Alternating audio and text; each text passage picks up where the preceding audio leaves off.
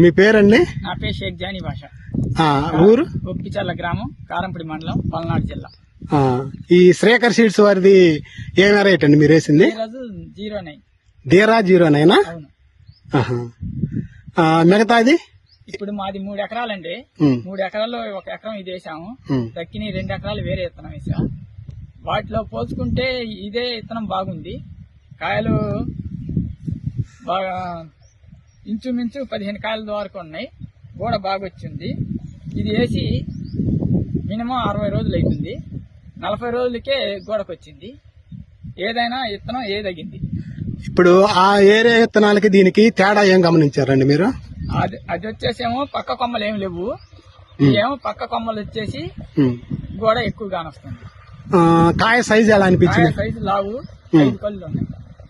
Okay. ఈ విత్తనాన్ని నువ్వు ఏరియా రైతులకి రెఫర్ చేస్తావా? చేస్తాను. ఓకే.